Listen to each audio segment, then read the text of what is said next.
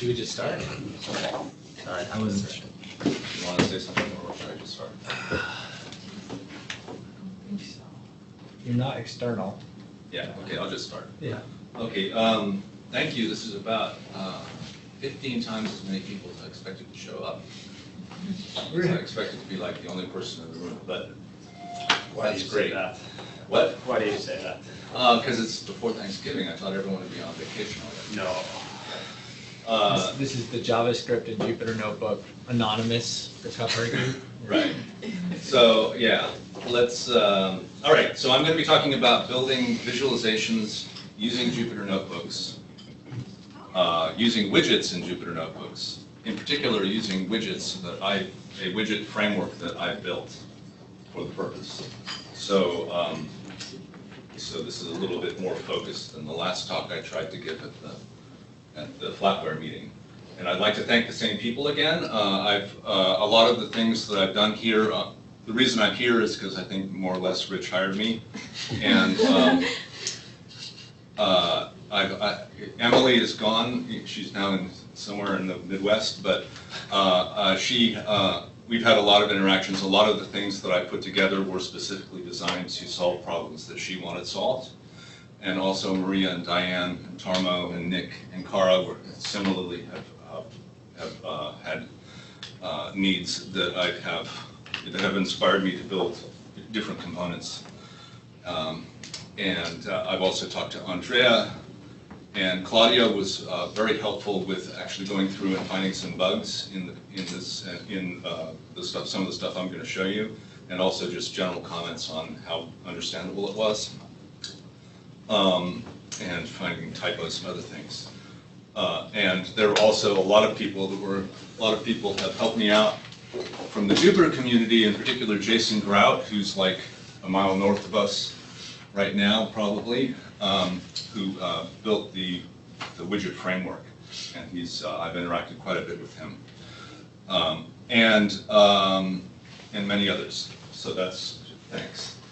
I am hoping that people will try this stuff out themselves, and if you want to, you can go onto the web to GitHub to the JP. If you just search for GitHub JP_doodle, you will come straight to my repository, and then you can navigate to the workshop outline, and that will give you all the links in this slide, which will allow you to give you a place to start. So let's first, before I go into details of what the framework is and how it works, let's talk about why I built it. What are the problems I'm trying to solve?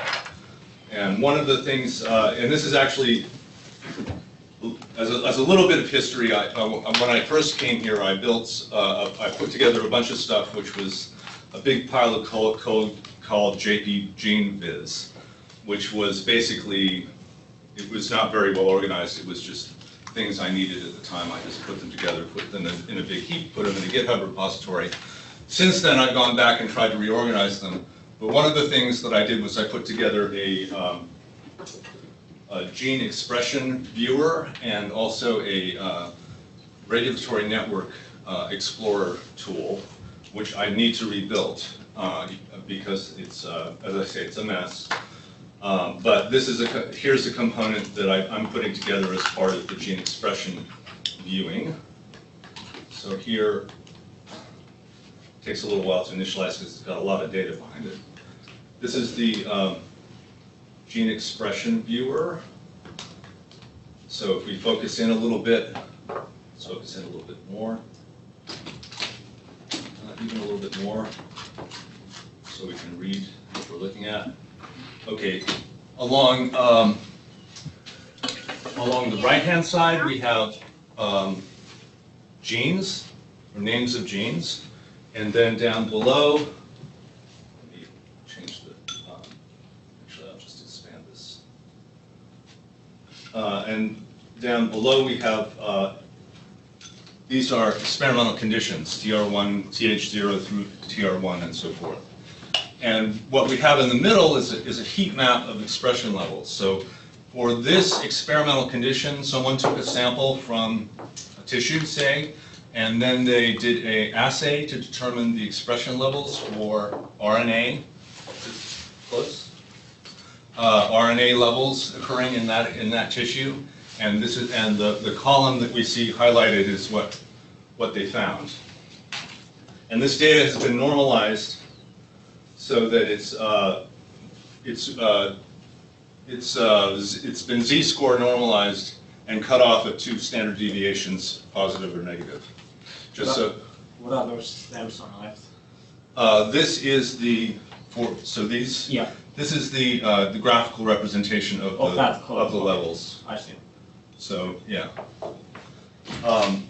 And you can move this around. Okay, and in addition to that, we have. Let me.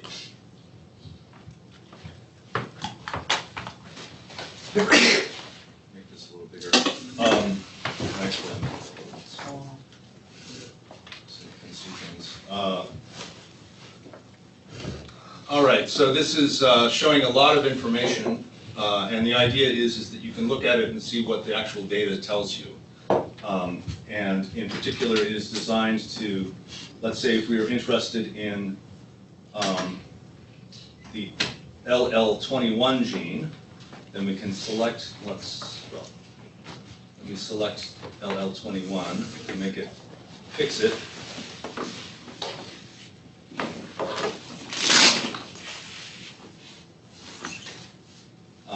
Whoops. Take.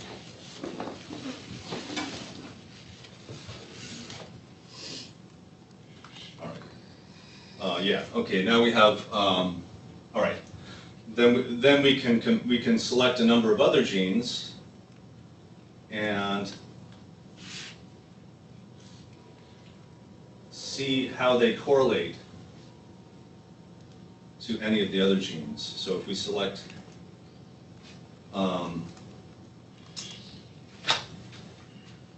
LFIH1, we can see the dot plot correlation with the 2 genes I selected.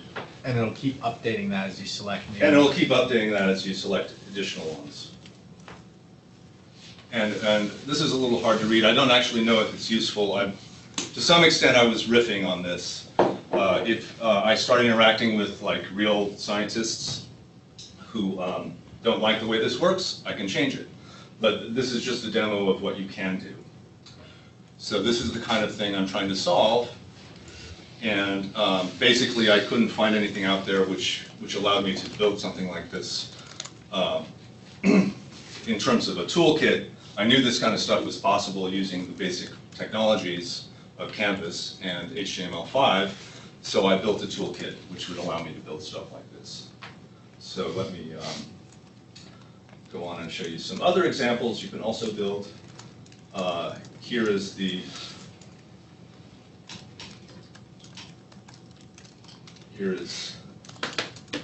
this is something that was actually, as opposed to the other one was inspired by what I built previously for people like Emily and Maria. But this one was inspired directly with interacting with Kara. So this is a gene alignment viewer, and here we have a reference genome along the top, and you have sequence contigs, contiguous contiguous genes that have been identified in a contiguous region of a genome, which is thought to be from the same organism. And you want to see how it corresponds to the reference genome. And over on the left, we can see the detailed information that these plots were derived from. And then we can, first off, if we look at this, we can immediately see that the lines appear to be going backwards. So if we switch it, we see, aha, now it lines up nicely. And then there are some other features like, for example, if we're interested in a particular gene, then we can color it to highlight it. And if we want to put it into a publication, for example, we can take a snapshot, and then we have actually an image of the view, and we can, as a PNG image, and we can put that into a publication. So that's the kind of thing you can do with that. And there, that top one is Prevotella reference genome, and then these are the contigs? Yeah, these from are the contigs in from the samples that they got from people's guts. And that's, okay. That's a nice contig, the second one. Yeah, yeah. Pretty. As soon as I'm done with this talk, I'm going to rebuild this because it doesn't do quite what they want. But that was, so let's go look at another one. Another thing you can do, for example. And the things they want from that one are just more connection to function, or they want a different way of laying out? I think they want to be able to view the data. What they were doing was, previously, is they were actually viewing the data, trying to view it using Excel spreadsheets, and there wasn't a, basically they described, if, ideally we'd like to be able to see this kind of diagram, and we don't know how to make it. So they described it to me and I built it, more or less. And according to what they tell me is that there are things that are kind of similar out there, but they don't quite do the same thing. So here's another one that I built as a demo, which allows you to look at two categories, person type and state, and you can move the data around. If you're interested in the states, you can separate the states. If you're interested in the people, I think, let's see if I can get this to work. You can separate it out so that it's more focused on people. Well, yeah, you can move things around, and you can say, oh, I want to focus in on Pennsylvania, or I want to focus in on New Jersey, or I want to focus in on New York or Delaware, or just the men, just the women, just the children, or maybe I'm interested in this data. I want to know what is here. Back. This is buggy. Yeah, there are problems with this. This is what's called a proof of concept. It's a mess. I want to come back and it's a proof that the underlying framework does this kind of thing. I want to come back and fix this and make it more general and make it into something that I would actually be willing to support if other people used it. But it does show that you can do this kind of thing. So here we're looking at a particular datum for women in New Jersey. They're, whatever this number means, they're at level 95. And then we can say, oh, actually, we're really interested in the men are at 92. And the children, come on, children. Again, children, there we go. The children are at 57. And it shows you all the other children and the other categories, the other people types in New Jersey at the same time. So will you, how do you use this? Do you just give like a data frame and then it will produce this and what? Right. You can just feed in it. Yeah, you give it basically the row names and the column names and the interior data, which can have missing data. Can you just give like a Panda data frame on? Yeah. It's actually lower level than that, but you can take a pandas data frame and well, yeah, there is. I'm not sure if I have, as I say, since this is a proof of concept, I haven't completely packagized it yet, but you will be able to take a pandas data frame and just hand it to it. It'll come out. As long as it's, just tell it which categories you're interested in. And so that's another one. Let's look at another possibility here. As I say, that's a proof of concept. Here's another one, which is kind of fun. Okay, this is an animation which basically takes a vector and it animates an object moving along that vector, and it gets big and it gets small as it goes to the end. So that's the basic functionality, and you can have as many of these as you want, thousands of them. And if you do have thousands of them, then you can have a nice visualization, for example, of a 2D vector frame, which gives you sort of a nice visceral feeling for two inputs and two outputs. So this is a combination of if you look up further, this data was built using numeric Python and using two different components somewhere up here. Yeah, there's either an attraction or a clockwise motion. And by combining attractions and clockwise motion, I came up with this more complicated vector frame, and then used the vector frame animation to illustrate how it works, what is going on.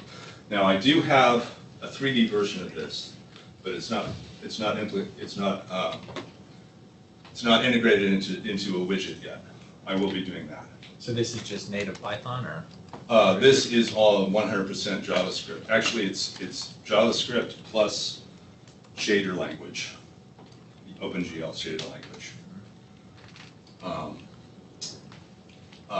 And it's using the 3.js library underneath. But I have a bunch of stuff like this which hasn't been integrated, well, actually the previous version was integrated into widgets, but I want to do it again and do it correctly. So, but this is the same concept, but it's basically in 3 dimensions. So, what else can you do? Okay, here's we looked at data exploration, visualizing a mathematical function, and this is sort of more like building intuition about how things work. So attending these talks, I hear a lot of talk about precision recall curves, and occasionally people talk about ROC curves. I didn't really know what they were talking about, so I decided to build a visualization to help my intuition. And assuming I didn't make any mistakes, this is where I got back. So here's a visualization of a precision recall curve and a ROC curve. And if you look into the history of these things, without describing the details of how they're formed, the precision recall curve is focused on things like Google search. And the ROC curve is a little bit more interesting because it actually stands for receiver operator curve. And that refers to a radar operator who's looking for incoming missiles or incoming hostile aircraft. So in this case, if you're thinking about a Google search, you have zeros and ones up here at the top. The zeros represent, okay, I'm searching for a cat, and the first thing it showed me was a donkey. So that's wrong. But then I got 3 cats, and then I got a dog. And then I got a cat, and then I got a pig, and then I got a cat. So that's the precision recall curve version of it. Now the ROC curve version of it is the radar operator told me to fire at that thing, and it turned out to be a cloud. And then the next 3 things he told me to fire at were actually aircraft. So he was right about those. And then he told me to fire at another cloud, and then another aircraft, and so on. So that's a slightly different model. And the precision recall curve really is quite upset with you if you get the first thing wrong. The ROC curve is more concerned about, do I have the bulk of the things right? Are most of them right? Or are most of them near the front? That's my interpretation. Now, and how did I get that interpretation? Well, it's by interacting with this visualization, which takes a little bit of a while to generate, because it actually generates all possible permutations of zeros and ones, where you have, I think, 15 places and 6 ones, or something along those lines. And here we have the worst possible situations where all of the predictions were wrong. All the wrong predictions come in first, and all the right positions come in last. And interestingly, the PR curve gives us a 0.28. And the AROC actually should give us it says here is 0.07. That might be a mistake in my calculation. I think it's a 0. It shouldn't give you any success. But I haven't analyzed that closely. So that's down here. That's the worst possible case. If you go up here to the best possible case, then they both say 1. It's perfect. Everything, all the right answers come first, all the wrong answers last. Now what's interesting is where they disagree. If you go over here, you get an AUPR of 0.66 and a ROC of 0.93. And the situation is the first thing was a cloud, and then everything else was an aircraft. It correctly identified all the aircraft after the first thing was a cloud. Now, from a Google search point of view, this makes sense because you really want the first thing to be right. You don't want the first thing the guy sees when he looks for images of cats. You don't want the first thing to be a donkey, right? You really don't want that. But if you're talking about enemy aircraft, you don't really care if you fire at a cloud first, as long as you kill the rest of the bad guys. So that's why this is a 0.93 from a rock perspective. That is very similar in terms of the AUPR to this situation where you got the first two right and then everything else as wrong as it possibly could be. According to AROC, that's a 0.33. AUPR 0.57, which is not that different from 0.63 or whatever it was for the previous case. So that's, anyway, so that's sort of building intuition of these two different metrics. So it depends what you're trying to do. If you really care about the first couple things, you should be doing the AUPR. If you care about getting the bulk of the things right, then you should be using the AROC, the AUROC. So that's my takeaway from that. And I built this visualization because I wanted to understand these metrics. And it was also a good test of my tool. So that's an example here. Let me see, I'm probably wasting too much time on examples, but I don't really care because I'm not sure I can really explain the details in a great deal. Let's talk about Quantify Trees. This was built also with Kara in mind. Kara does a lot of stuff with biomes, and you're often interested in comparing sort of compositional quantities. So let's look at, I think this visualization works the best. In this case, so what I'm aiming for eventually, and I don't think this really works correctly yet, or it doesn't solve the problem I have in mind. You want to be able to compare relative abundances of different bacterial categories, for example. Let's say in a stool sample or from a sample of dirt. But since that kind of data is hard to get a hold of, instead I'm showing you the file system, a part of the file system on this computer. And we have here 3 different subdirectories on my computer, and their relative sizes in terms of the bytes they contain. And here, so if we expand the proxy widget, we see that it's almost all JavaScript. If we add that, that's node modules, and actually that's not stuff that's actually used. That's used only for testing purposes. But how does that compare to the JP Chainviz, which is my old library? Well, it looks like the biggest thing there is the examples, and here the examples are actually data files. So, and here we have we can visually compare the relative sizes of the data files. And actually, I think down here, I was actually using this to trim get rid of stuff I didn't need, so you can actually delete things from this interface. But that's an example of another kind of visualization you can build. And I want to get back to this with Kara in particular and build something that's useful for comparing biome samples from various sources. Let's talk about another. So those are all the examples I wanted. But I just wanted to show you this is not this is not a toy. This is meant to be used for serious exploration. And the idea is, if you have, there are standard ways of looking at things, but if you have a non-standard way that, some visualization you have in mind that would be helpful, hopefully this kind of tool should make it relatively easy to put together. How does it work? Well, okay, if you wanted to use this stuff, I've got some information here, which maybe I'll just skip over for how to install it. It's, if you wanted to install it, you would install Anaconda, which comes with Jupyter and Python 3 and Git.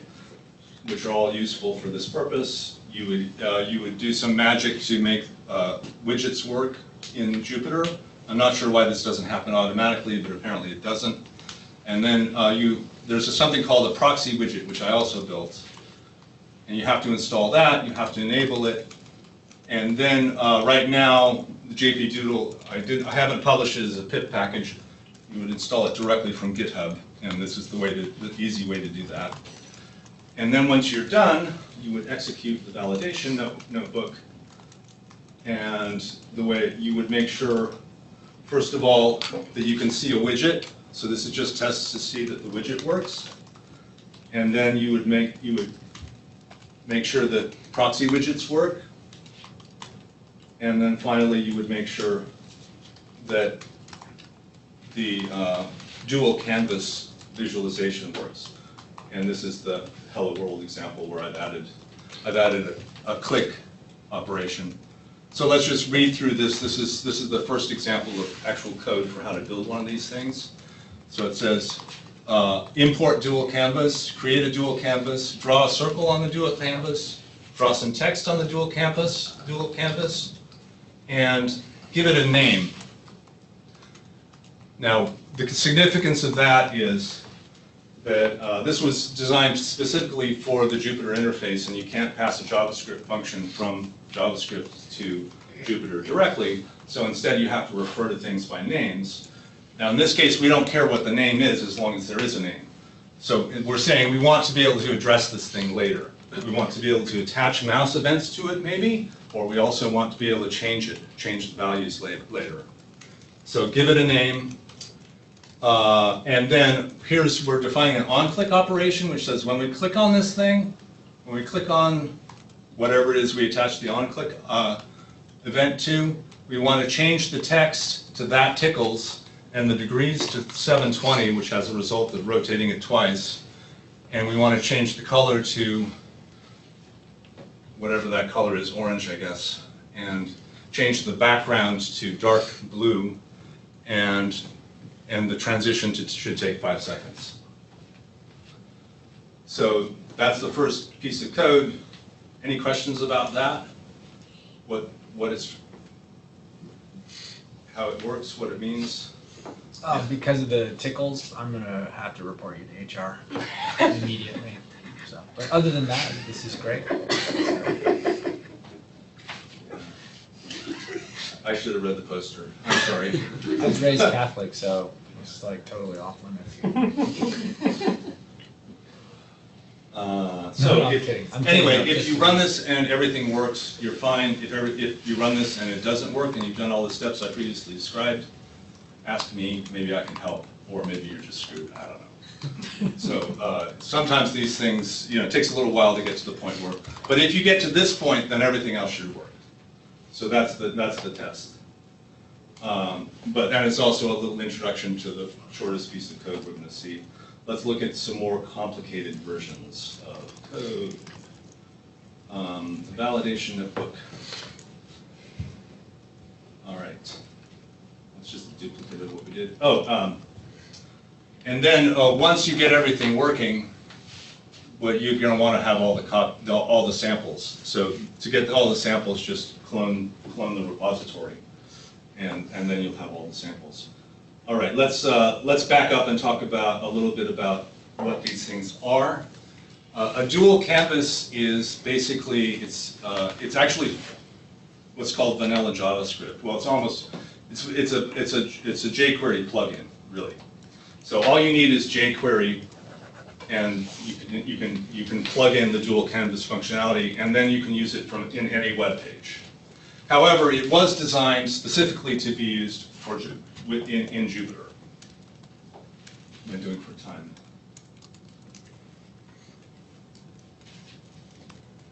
Come on. All right, yeah.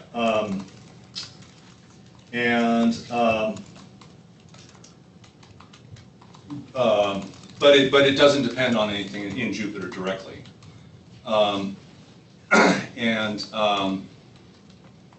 It supports interactions, for example, mouse events. It supports animations. it supports something called reference frames, which is a little something that's very useful when you're dealing with scientific visualizations, where you want to have something over here to have its own coordinate space and something over here to have its own coordinate space, and you want to be able to move these things around together at the same time. Is specifically designed to be used for scientific visualizations. I didn't try to put in anything that wasn't needed for that purpose. And it uses HTML5 canvases. HTML5 canvases don't really support things like animations and interactions directly, so I had to implement that part. And in order to plug it into a Jupyter context, they are wrapped inside a proxy widget presentation. And proxy widgets are generally, is another relatively small thing that I built, which allows you to essentially import JavaScript functionality fairly directly without a lot of headache into the Jupyter context.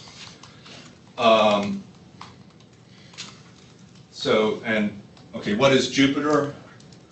Just briefly, Jupyter is a whole environment, really.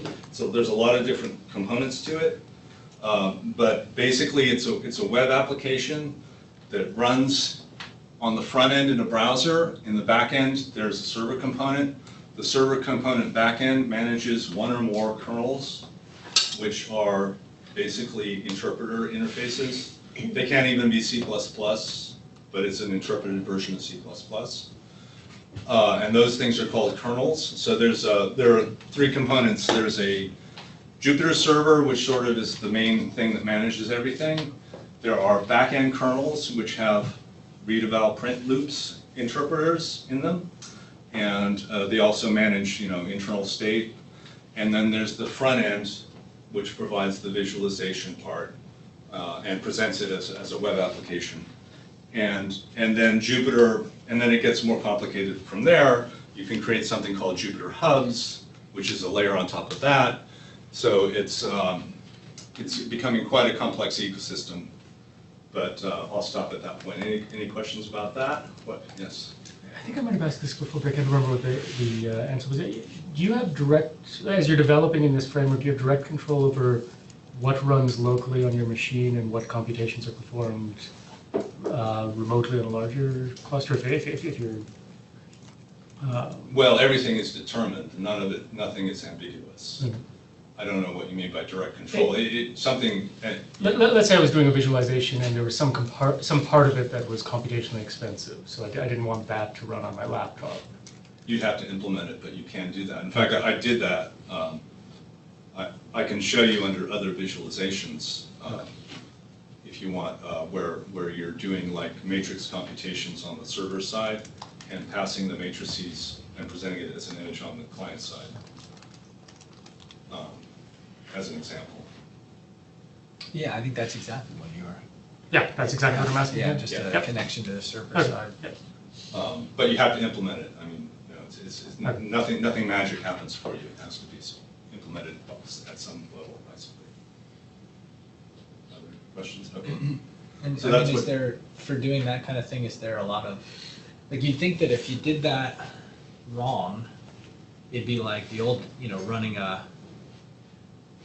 a website without Apache and then connecting it to a database in the 90s, just like open up your whole system, right? Like if Jupyter Notebook could just run jobs on the cluster, then you could have a pretty big backdoor, right? Yeah, but they have built-in, there is built-in security protecting the kernels. So you have to, you have to know basically a big magic string in order to be able to connect into the kernel by default. Okay.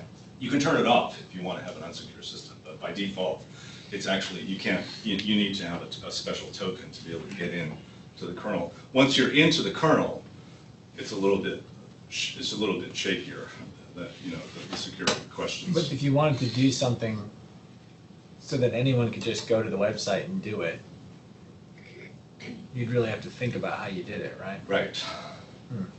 Yeah, I don't think there's any way around that. And the way they do that in, for example, Binder is basically you get your own Docker thing, your own Docker container. It's yours. You can pretty much do anything you want to that container, but the hope is that you can't actually damage anything outside of that container. And the container is sandboxed. Yeah. So I actually run my Jupyter notebook on the cluster. Then, I connect. I just run everything on the cluster. It's super convenient. but you have to you have to cut and paste a token from somewhere, right, to get in order to get in. No. I mean, if the server, the Jupyter server is running on the cluster, and I just connect like a forward, like one port. Oh yeah. I forward a port and I just connect localhost with the port. Yeah. Right. So I don't run anything on my computer. You use for forwarding trace. Yeah. So, Also, do you use Dask? I've heard about it. I haven't used it. Yeah, it's really cool when you have large data sets. It's really cool for managing large data sets with pandas. Cool. Nice. Thank you. All right. Setup verification backgrounds. Let's start with this Warmup example. So how do you build these things? Okay, in this first frame, I'm going to import dual canvas, import the display functionality. I actually don't need to do this, it's just for clarity purposes. And then I'm going to create a dual canvas which doesn't have anything in it, but it's 320 wide and 220, or width of 320 and height of 220, or width of 320, height of 220. And it looks like this. That's an empty canvas. And actually this border, you can get rid of the border. It has it by default, just so you can see where the border of the canvas is. Another thing, if you're interacting with canvases, it's nice to be able to pop them out. So here we're going to pop it out into a dialog, so that when we go down, it doesn't scroll up. And then, all right, I'm going to create some colors, and then I'm going to create a list for holding rectangles, and then I'm going to create a rectangle each with each of the colors. It's going to be 30 and 30, width of 30, height of 30. It's going to have the color that I chose, and it's going to have a name so that we can change it or do stuff to it later. And that looks like that. So here we have rectangles down here. It would be nicer if they were in the middle of the canvas. Luckily, there's something called fit. The fit operation changes the coordinate space so that the visible stuff is fit in the middle. Basically, it computes a bounding box and puts the bounding box in the middle of the canvas, and makes one of the whichever coordinate is it needs to touch the edges. So that's what happens after we fit it. Then we have a bunch of rectangles that are centered in the canvas. And then let's add text. So here's some text. It's got a black background, white foreground, no information, no useful information inside it. The reason I added was that I want to add an interaction. So here's a click handler. When we click one of the rectangles, we find its color and we change the text so the background is of that color and the text says what color it is.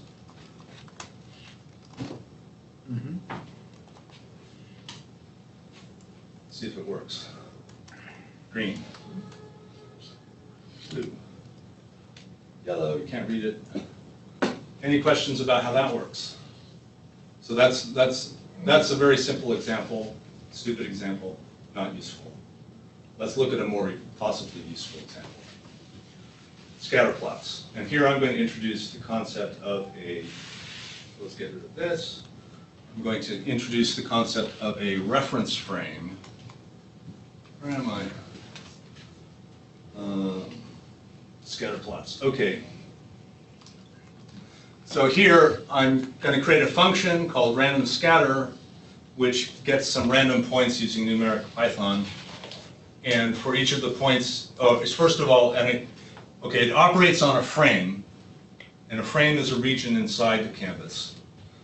And inside the frame, it creates a lower left axis between 0 and 1 on the y and x, with max tick count of 4, and then it draws the points each as a circle, and it's a frame circle. This is a little sort of maybe wart on the interface. You can have the circle either use the frame coordinates, try to fit the frame coordinates, or try to fit the background sort of shared coordinate space. If you want the frame coordinates, you have to say frame circle. I'm not sure that was the right decision, but that's where I'm at right now. So we draw, for each one of the points, we draw a circle. Okay, and then, so let's test that functionality. So we're going to create a dual canvas called test scatter. Inside the dual canvas, we're going to create a test frame, and the test frame is defined by its lower left corner is 0, 0 by default, but it scales x 100 times and it scales y 100 times. So each pixel is scaled. Let's see. So yeah, the position 1, 1 in the frames coordinate space is pixel position 100, 100, basically. That's the way to think about it, or the way to think about it. When we run it, when we run the test, and we put it, so this is, so that here's the axes, and then here's the random points, and then I also added a text down here, just, I'm not sure why I added that, but there it is. And then I fit it so that it fit inside Canvas. Can you have a non-linear axis? No. It's not supported by the framework. If you, of course, if you pre-filter, the coordinates, the axes are, there are parameters for axes. So if you want to implement that, and one of the reasons was, okay, the axes are actually implemented in JavaScript. At some point, at the Python level, not at the JavaScript level, I want to go back and do things like log axes. And I know how, and the hooks are there to do that, but I don't want to add that. I want to keep the JavaScript relatively small. I want to add anything that's complex like that at the Python level, and I haven't gotten there yet. So, all right. There's a question. Yes. Is there support for frames within frames, or like a reference frame that is tied to a larger reference frame? No. No. I'm not sure if there was any reason why there isn't. I mean, one way you can do, basically a frame within a frame is you just apply, if you just multiply the matrices across, you get a frame within a frame, but there's no, maybe I should, or I'm not sure how easy, but right now I don't think it's supported. All right, so the next thing is, once you have this concept of frames, we can create any number of frames and put plots on them. And I'm also going to add a circle mouse over event. So this is taking the previous example and just elaborating a little bit. I'm not sure how much I want to dive into the details of it, unless you want to talk about it. But maybe I'll just show you how it works. So I'm going to create a multiple scatter dual canvas. I'm going to add a feedback area text. And then I'm going to create a circle mouse over event handler. And then for each of the colors, I'm going to create its own frame, each of the different offset, X offset. And then I'm going to put a random scanner in that frame. And then I'm going to update the offset. Let's see if that works. So there we have. So this is beginning to approach something that might be actually useful. It gets a little bit more complicated. You mouse over it, it says, oh, that's a blue dot, and it's at 0.84, 0.77. That's a green dot at 0.9, 0.76. All right, now I'm almost out of time, which is okay. Let me, let's just look at, maybe I'll stop here. Well, I'll talk about features and then I'll stop. So, all right, here's a list of the features that you have, or some of the features. I think all of them are listed here. You can draw circles, polygons, lines, rectangles, images, text, frames, and if you want to, you can use these example pages, which are to play around with the parameters. So we want to change the points. This is what happens when you increase the points. Oops, looks like I didn't do something here. Let me fix that. Well, okay, do you see how jumpy it is? That's because we have the Python interface. But there's a way, and the problem is that the JavaScript interface is updating while the Python interface hasn't finished yet. So there's a way to fix that. Let me just for the fun of it, and see if we can fix it in real time. Let's see, I think I want to do it here. I'm going to say text with text canvas defer delay redraw, and then don't do any of this stuff. So basically what this does, this says don't send this information until this whole block is done. Then send it all at once, so you update it all at once. Let's see if that fixes it, or if it breaks it. All right, now change the points. That's better. So.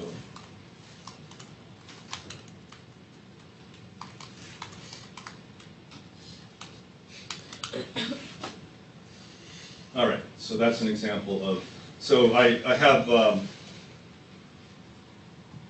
so this is an example of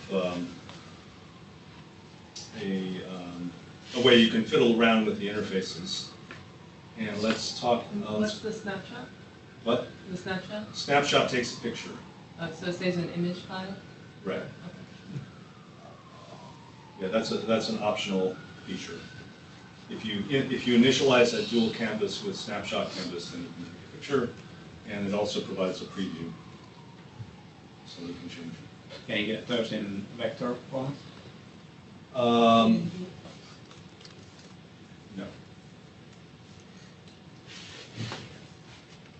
It's just PNG. Is there a reason why? Is it because of the tools that you have used that you can't get? Well, the way, okay. Internally, the way it's implemented is it actually goes to the frame. It actually goes to the canvas, and it gets the actual matrix out of canvas, and turns that into a PNG. Okay.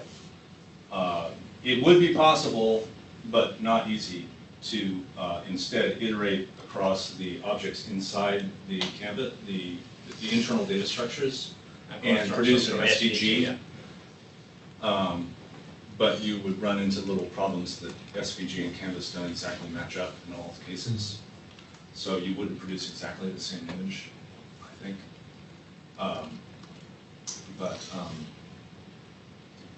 Let's go one more. I'll show you just one more. Oops. Yeah, let's, So this is basically the documentation that you have available. So if someone wants to use the toolkit, this is the place to start. yeah, I should do more with the documentation in terms of more standard interfaces, but this is one way to look at it.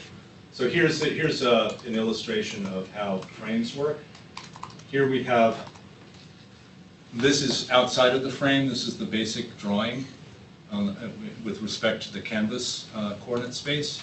And this is inside a frame coordinate space. And here we have Y offset, which can be adjusted, X offset, which can be adjusted, and vectors, vector transformations for dy, dx. Oops. What happened there?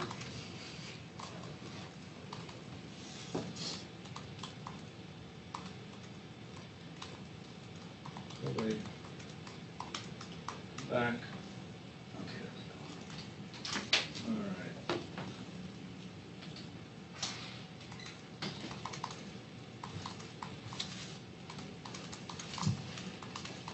All right, I think maybe I'll stop there and take any additional questions. Yeah.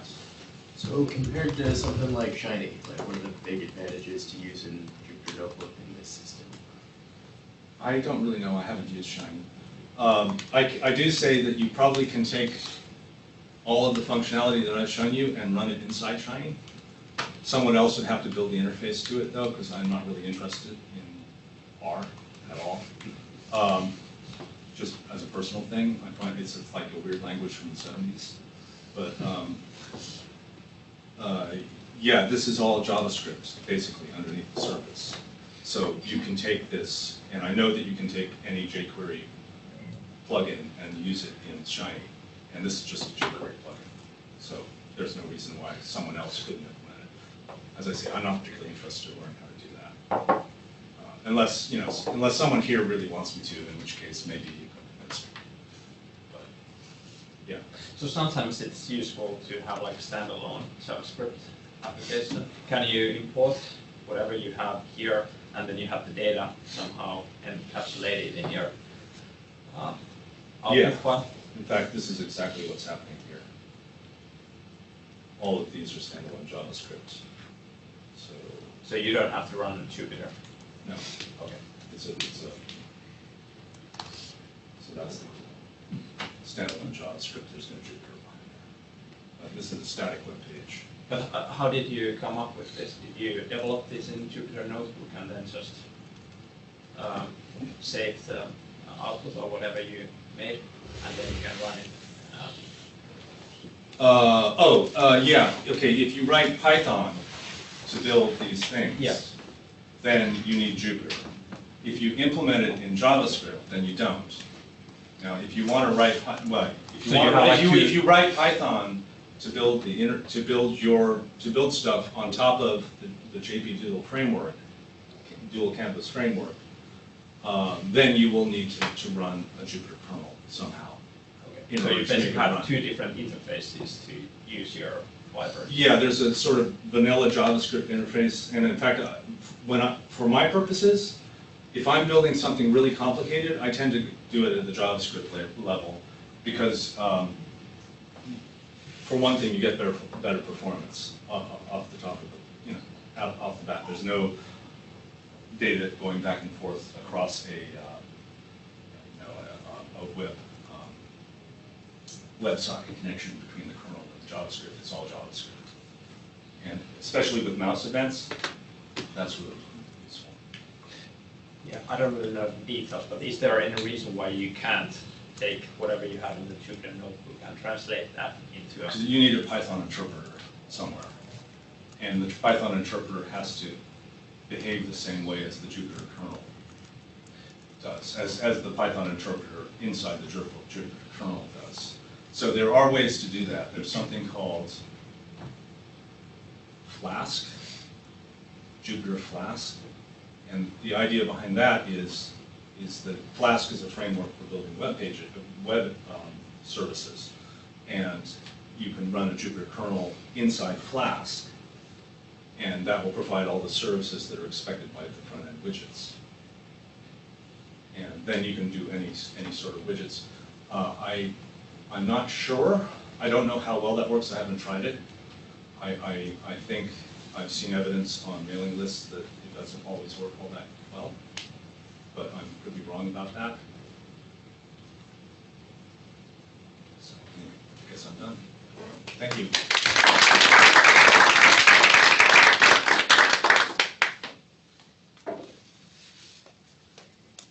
Well, thanks, Aaron. And I guess, in general, people are confused about Viz, even if you don't want to use the tools and the frameworks that Aaron has shown us. I mean, he's still got a lot of experience as a full-strength software engineer, and so we've also had a lot of good experiences with advice about frameworks and approaches to different things.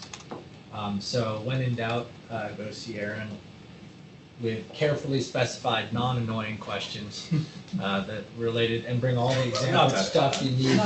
No, just in general, So I think we've had a lot of good experiences where Aaron's given us advice about refactoring things, and just about everyone had at least one important piece of advice from Aaron. So thanks for all of that support, man.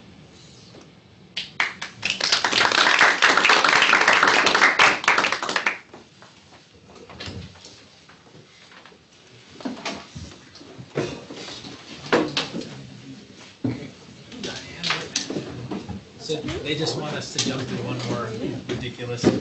So mostly just remove the bit back from the box and then upload it. Yeah, and the figure is new. I changed to 10. And then in the metadata, you put geo, so you can just take that out. Yeah.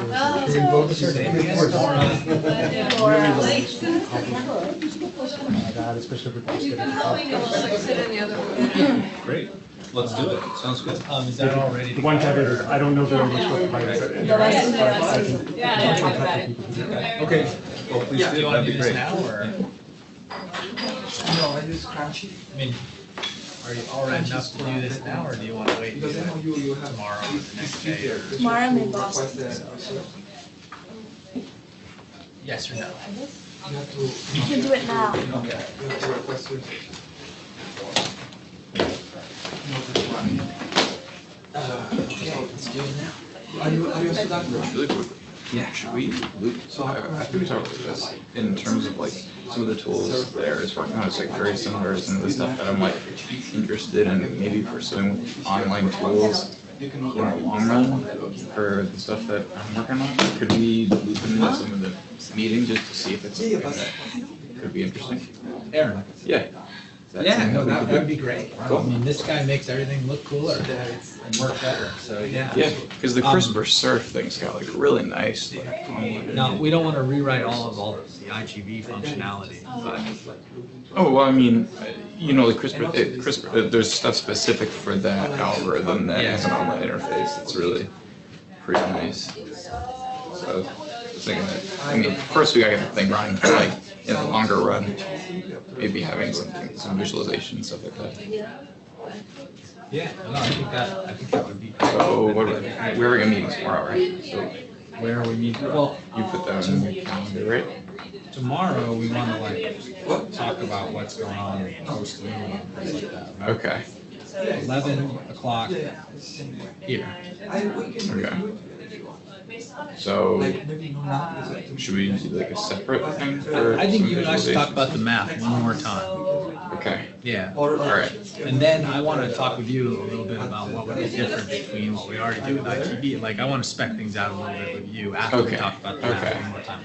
Otherwise, I think it might be kind of all over the place. I guess that's true. I think there's some decisions we have to make about how we want to do The math science has to all before come we- first before the, I mean, I also just haven't seen what you've been messing with, and so I'm assuming the last 2 weeks, cool things have happened, and so it's all the stuff that we talked about is just implemented now. It's not really like any all new the stuff that we crazy. talked about, but it actually existing is pretty exciting. So Yeah, yeah, I yeah. think I just want an update more than anything tomorrow. It exists. All right. Make sure that we didn't have anything. How is the We don't have anything booked now, but we can try to. So I haven't just and like I think But do you think maybe we should do it on Wednesday? Do you think that'll be? yeah, let's do that. Yeah, are you still gonna be around? I'm just afraid like the holidays. Oh, yeah, no, I'm not. Oh, yeah. Yeah, I'm in Brooklyn. So are you gonna be here Wednesday or are you traveling? Okay. Yeah, I'm flying out like early Thursday. Oh, okay. Wow. On Thanksgiving break. Yeah. Okay, cool. Yeah, so I think what we should do is we should think about setting up a few other CompLS runs, you know, just doing things like actually predicting worm, like egg number and things like that. So you have to, I know you had a lot of things to sort of meditate on changing things. So, but, I did try to like clean things up a bit, or I tried to like unclean things because I was like filtering it or like subsetting it a lot, and then so I think I've like made some, and also like I know that when we did the whole thing just like in real time, yeah. we're like, oh, let's like comment this out, oh, let's comment this out, just to get 2 runs, right? So I was trying to like put a few things back in and then see if it's still run, and then so yeah, a few things to figure out. Like I haven't tried something, so maybe like between today and Wednesday, I'll just like